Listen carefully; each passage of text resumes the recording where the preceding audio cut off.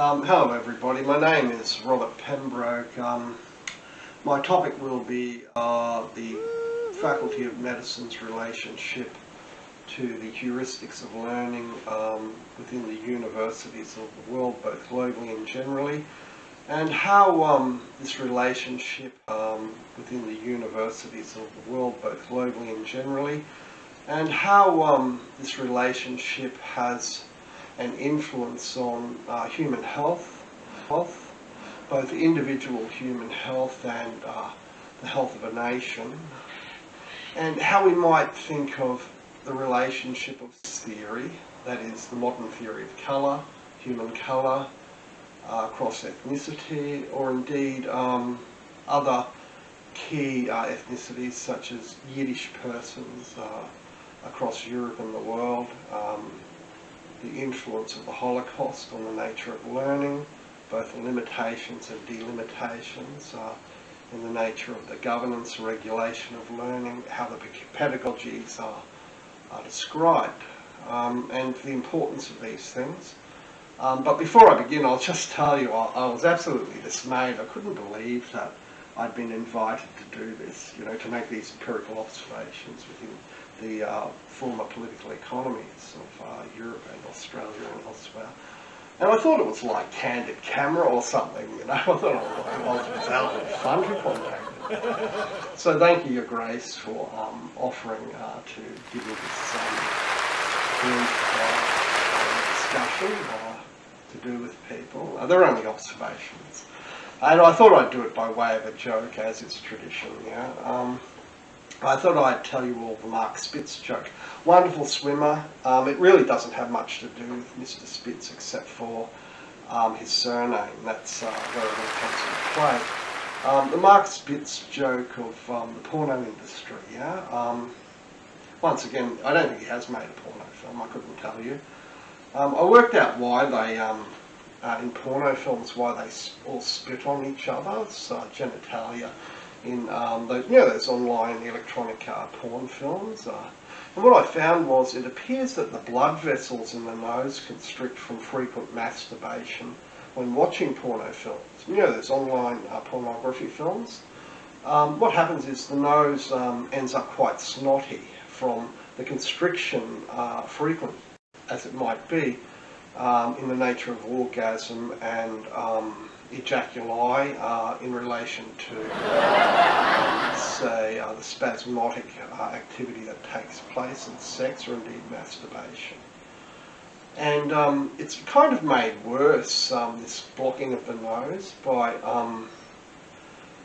viruses like the beer virus, the coronavirus, very timely name, wasn't it? And of course, let me see, the COVID-19 virus, and I found that from my own observations that the only way to reduce, let's say, a flu symptom is to reduce the amount of sex or masturbation in relation to ejaculation and orgasm when one has the flu or a bad cold. Just makes it, because you're lying in bed all the time, it's very tempting, isn't it, to have sex or masturbate or something. Not the same thing these days. Let me say, Mark Spitz, a rather large nose, never had a discernibly uncomfortable constriction problem because he has a very big nose. That's the secret to being a good swimmer. You'll notice that all the really good swimmers have really large noses. That's an example of a type of physiognomy in the French, c'est une physionomie effronte, using,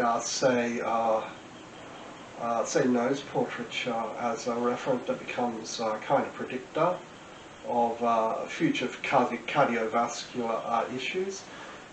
So Mark Spitz is a surname joke that has a matching nose indicating the likelihood of future circulatory issues. Big nose, no problem. Little nose, big problem. Because knowledge is contingent on the size of the nose. It really depends on the known nose.